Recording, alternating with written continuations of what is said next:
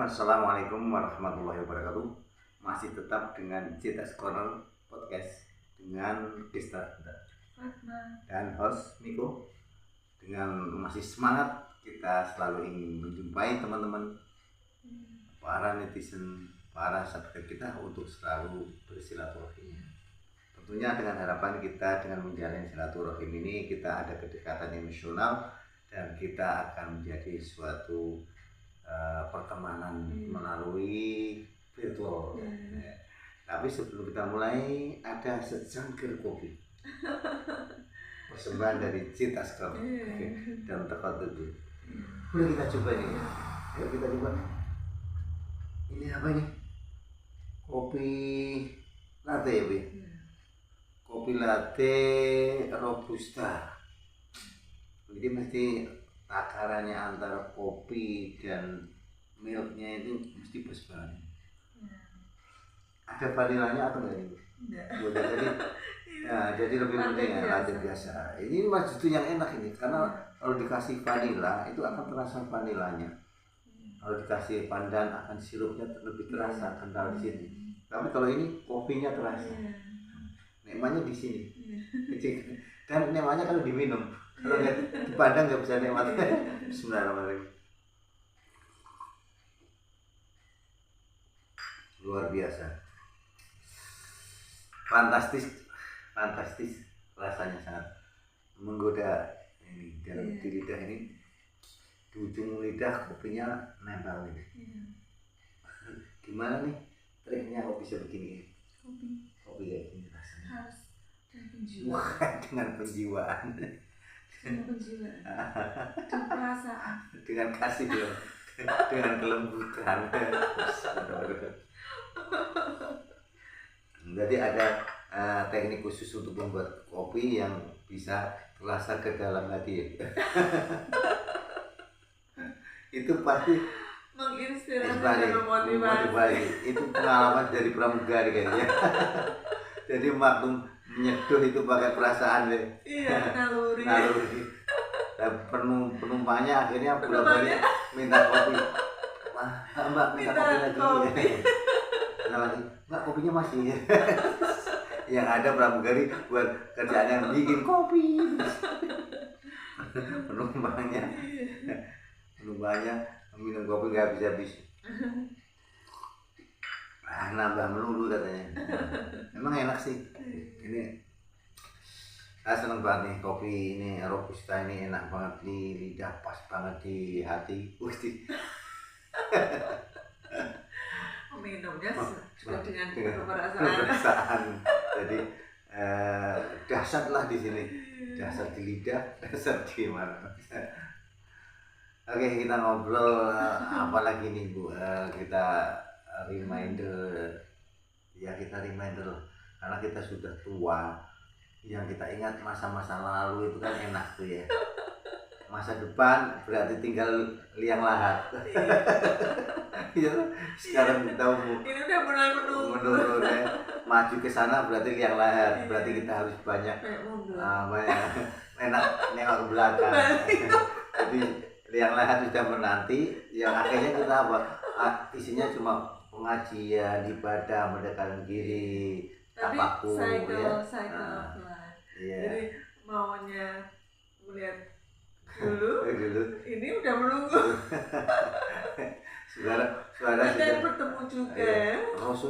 Rasulullah itu kan cuma umur berapa? 63 ya. Sementara kita sudah 50-an lebih ya. Jadi tinggal 10-an 10 tahun lah. Kita harus persiapkan ini kan.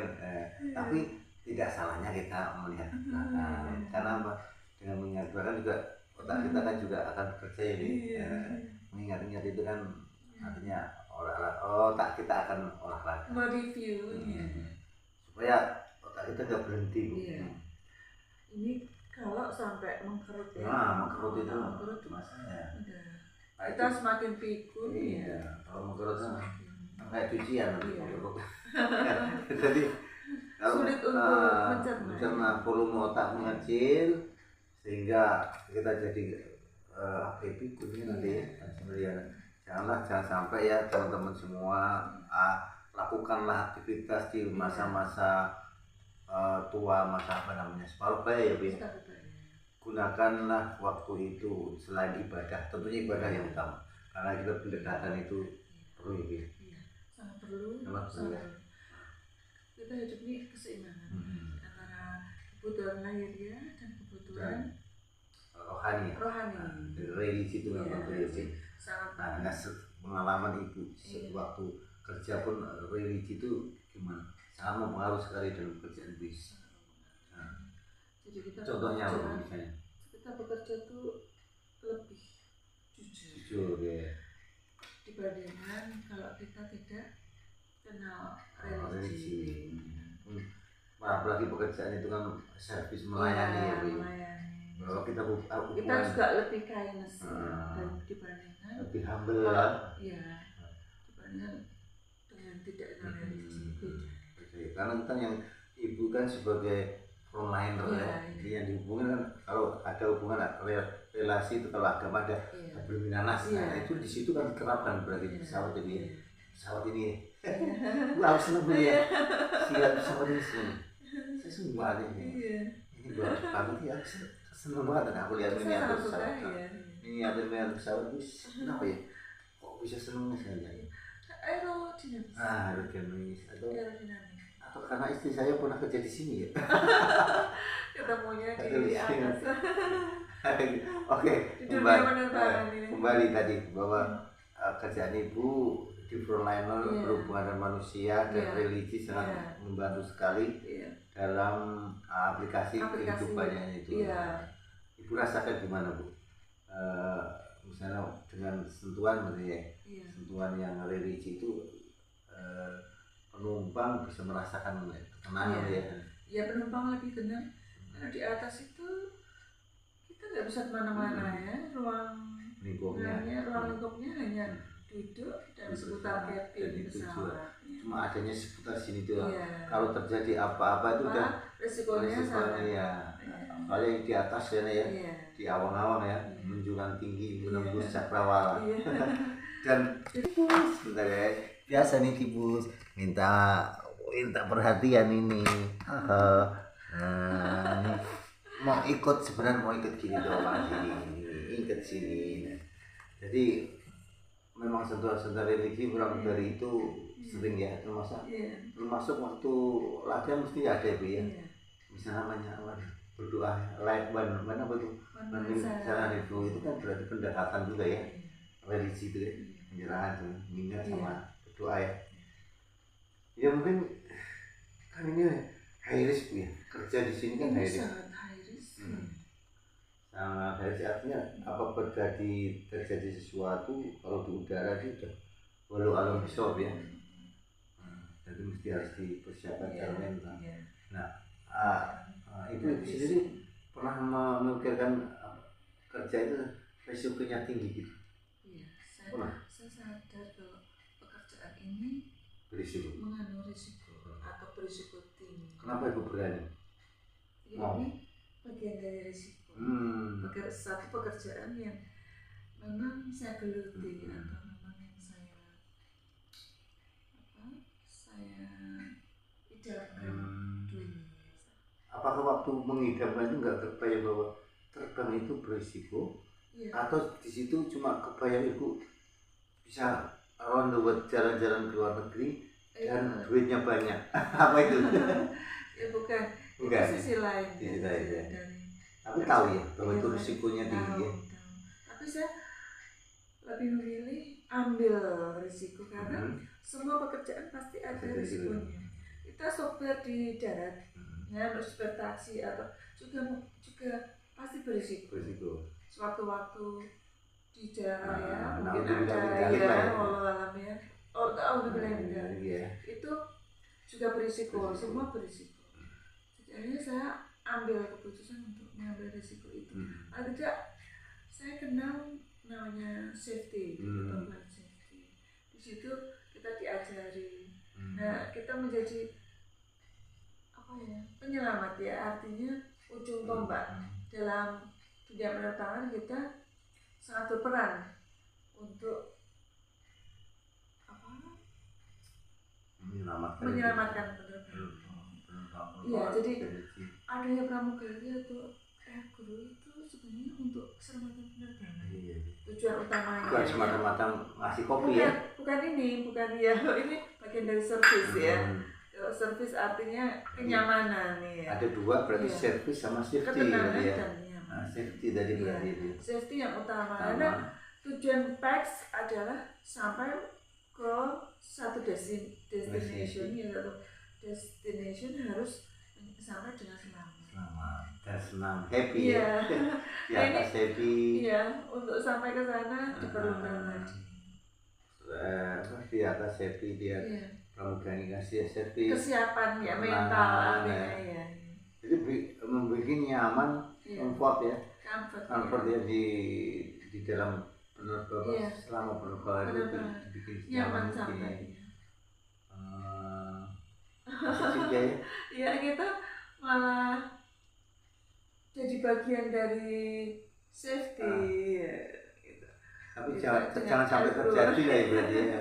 Tapi apabila itu pesawat kalau terjadi yang anak bila itu memang prosentasenya selamat dan enggak itu kecil ya, ya misalnya di atas jus kebanyakan kalau memang itu kan kalau ada crash itu banyak faktor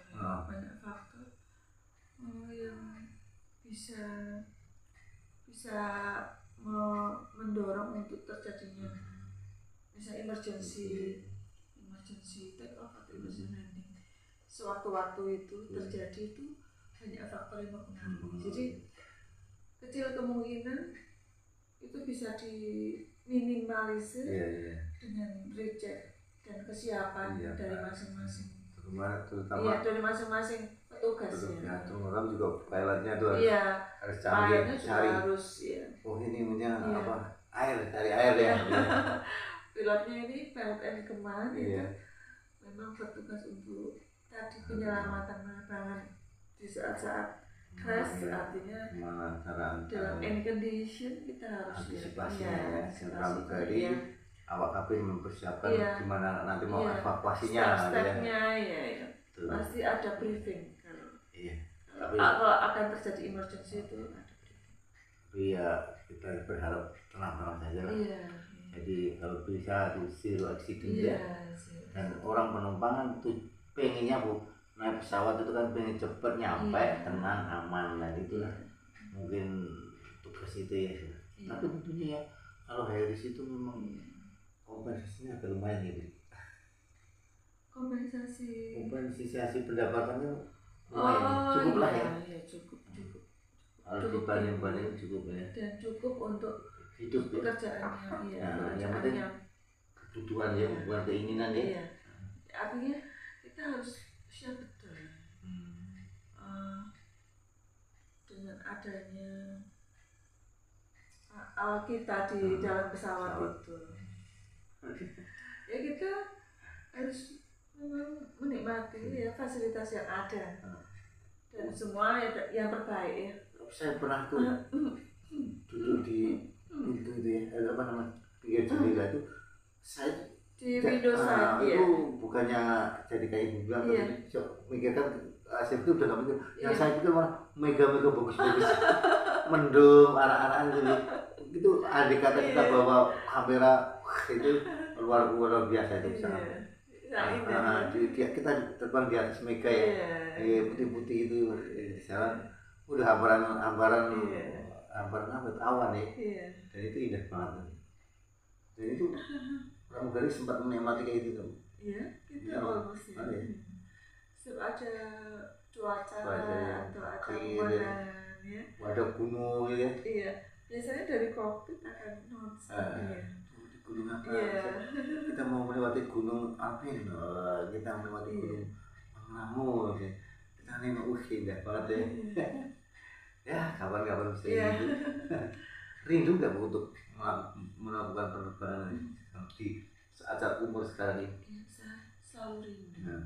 Rindu sebagai mau bikinin kopi atau rindu itu masuk bagian-bagian dari waktu kita dulu masih aktif ya. Bikin kopi. Itu kadang-kadang kita sarapan. kalau telur ya iya nasi goreng di situ ya. tak ingat Jadi peralatan untuk pantry atau apa namanya istilah iya pantry itu ya. Apa dapurnya pramugari pesawat itu apa namanya pantry itu. Pantry atau Kelly ya. Kelly itu sirkuitnya berarti lengkap ya Bu. Mau buat apa ya? Bikin kopi, bikin kalau saya misalnya pengen ngangetin apa gitu ya. Misalnya saya naik pesawat nih, saya bawa bekal nih, minta tolong pramugari, tolong ngangetin dan bisa ya gitu. Bisa ya? Kan nanti sifatnya enggak terlalu, kita bukan untuk melayani artinya apa yang menjadi kebutuhan tapi kalau minta tolong kita minta tolong misalnya untuk bikin susu anaknya gitu ya, bisa ya? air panas ada ya? Ya terbatas ya karena memang kondisinya di atas ya terutama untuk perjalanan yang panjang ya. Iya. Kita bisa asik deh ngobrol-ngobrol ini. Tapi kembali kalau kita terbatasnya waktu, kalau terlalu lama nanti durasinya nontonnya nanti kebanyakan kelamaan akhirnya tertinggal pekerjaan-pekerjaan yang lain. Kita cukupkan dulu ya, sampai di sini lagi, nanti kita ngobrol lagi. Tetap ingin sekali menjumpai teman-teman kita, masih bersama gestar kita. Tetap nih kita korek terus apa pengalamannya apa. Terima kasih. Wassalamualaikum warahmatullahi wabarakatuh. See you.